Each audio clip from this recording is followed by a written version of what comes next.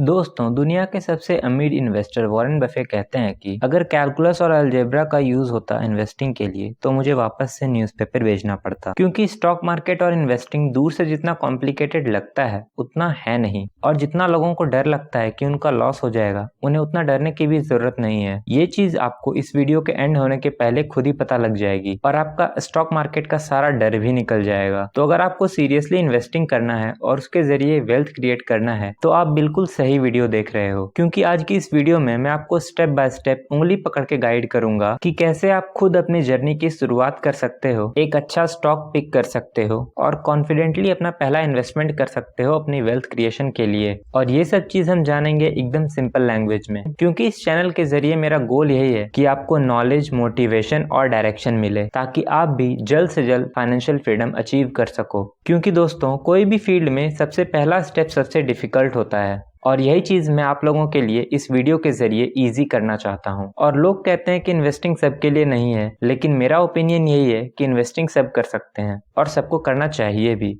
क्योंकि Warren Buffett कहते हैं, if you don't find a way to make money while you sleep you will have to work until you die. और investing ही एक ऐसा option है जिसके जरिए आप अपने पैसों को काम पे लगाकर खुद फ्री हो सकते हो। तो चॉइस आपकी है, आपको हमेशा काम करते रहना है और अपने बच्चों पे डिपेंडेंट होना है, या फिर अपने खुद के इन्वेस्टमेंट पे जल्दी फाइनेंशियली इंडिपेंडेंट होना है। तो बिना वक्त बर्बाद किए हम शुरू करते हैं। दोस्तों, किसी भी कंपनी में इन्वेस्टमेंट करने के लिए आपको एक ब्रोकरेज अकाउंट चाहिए, जो डीमेट या ट्रेडिंग अकाउंट होता है। अब मैंने बहुत से लोगों को देखा है कि वो अपना ब्रोकरेज अकाउंट ढूंढने में ज्यादा टाइम लगाते हैं और स्टॉक्स को एनालाइज करने में कम, जबकि हमें इसका ठीक उल्टा करना चाहिए। हमें स्टॉक्स के एनालिसिस पे ज्यादा टाइम देना चाहिए और ब्रोकरेज अकाउंट ढूंढने के लिए कम टाइम देना चाहिए। आप किसी भी डिस्काउंट ब्रोकर का इस्तेमाल कर सकते हैं, जिससे कि आपको कम से कम फी पे करनी पड़ेगी। तो दोस्तों, जब आप एक डिस्काउंट ब्रोकर चूज कर लेते हो, तब आपको ये डिसाइड करना है कि आपको इसमें ट्रेडिंग करनी है या इन्वेस्टिंग करनी है। अब ट्रेडिंग का मतलब ये होता है दोस्तों कि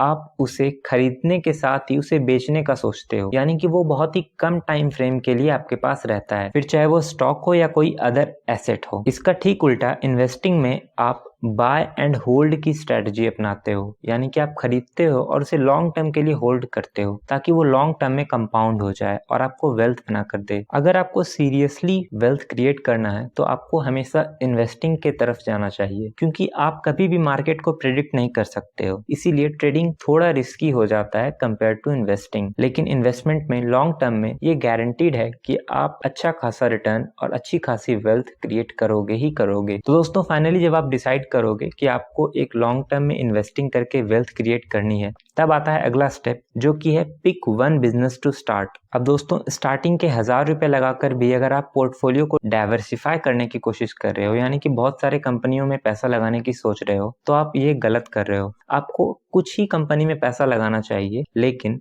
उसको अच्छे से एनालाइज करके और रिसर्च करके पैसा लगाना चाहिए। अगर आप बहुत ज्यादा कंपनी में पैसा लगा रहे हो तो आप स्पेक्यूलेशन कर रहे हो, ना कि इन्वेस्टिंग। और इन्वेस्टमेंट कोई लॉटरी नहीं है। आपको एक सिंपल कॉन्सेप्ट याद रखना है कि आपको उस बिजनेस को समझना है किसी भी बिजनेस में इन्वेस्टमेंट करने से पहले। अगर आप किसी बिजनेस को नहीं समझ पा रहे हो तो आप उसमें कभी भी इन्वेस्टमेंट मत करो। जैसे कि मैं आपको एक एग्जांपल देता हूँ कि आप में से बहुत से लोगों ने फेविकॉल, फेविक्विक या फेविस्टिक का नाम जरूर सुना होगा और आप इसे 10 साल या 5 साल पहले से भी यूज करते आ रहे होगे। तो क्या आपको लगता है कि आने वाले 10 सालों में भी टिकेगी ये कंपनी? बिल्कुल टिकेगी। तो आपको ऐसे ही कंपनीज को ढूंढ कर इसमें इन्वेस्ट करना है, जो कि पिछले 10 सालों से चल रही है, जो कि अभी भी चल रही है और जो आने वाले 10 सालों में भी चलेगी। इसके लिए आपको बहुत ज्यादा एनालिसिस की जरूरत नहीं है। आप अपने घर में ही ऐसे प्रोडक्ट्स देख सकते हो या एनालाइज कर सकते हो जिसका यूज आप पिछले 10 सालों से कर रहे हो और आने वाले 10 साल में भी इसका यूज करोगे ही करोगे। अब दोस्तों, जैसे मैंने फेविकॉल का एग्जांपल दिया,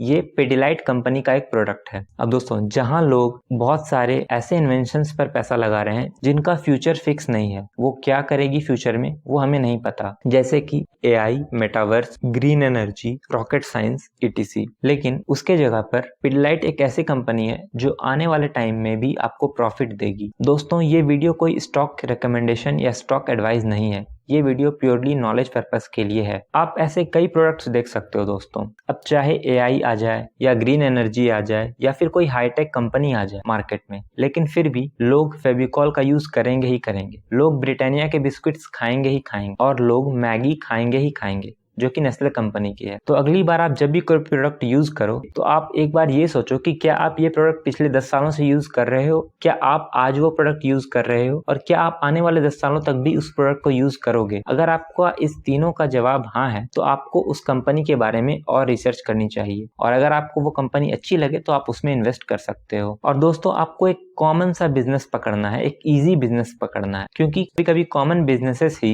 अनकॉमन प्रॉफिट्स दे जाते हैं। वॉरेन बफेट ने कहा था, I want a simple business easy to understand and then I can see in general way where they will be in 10 years from now. If I can't see where they will be 10 years from now, I don't want to invest. दोस्तों, अगर आप Warren Buffett, जो कि दुनिया के सबसे richest इंसान है, उसके पोर्टफोलियो को भी अगर आप एनालाइज करोगे, उनके पोर्टफोलियो में कोक है, रेजर है और रिंगलीज च्युइंगम है। तो दोस्तों, चाहे टेक कितना ही एडवांस क्यों ना हो जाए, एआई कितनी ही ज्यादा पावरफुल क्यों ना हो जाए, फिर भी लोग कोक पिएंगे ही, रेजर से शेव करेंगे ही और च्युइंगम खाएंगे ही। तो ये कुछ ऐसे चीजें हैं जो कि आने वाले 10 सालों तक भी या उससे ज्यादा टाइम तक भी सर्वाइव करेगी मार्केट में। इसीलिए दोस्तों, हमें ज्यादा टाइम बिजनेस को अंडरस्टैंड करने में लगाना है, बिजनेस को समझने में लगाना है, ना कि उसके प्राइस के प्रेडिक्शन पे लगाना है। अगर आप यही देखते रहोगे कि उसका प्राइस कितना ऊपर या कितना नीचे गया, तो आप कभी भी लॉन्ग टर्म में वेल्थ क्रिएट नहीं कर पाओगे। आप कभी भी बिजनेस को समझने के लिए उसको टाइम नहीं दे पाओगे। इसीलिए हमें बिजनेस को समझने में ज्यादा टाइम देना है, ना कि उसके प्राइस के प्रेडिक्शन को देखने में। आफ्टर ऑल दोस्तों,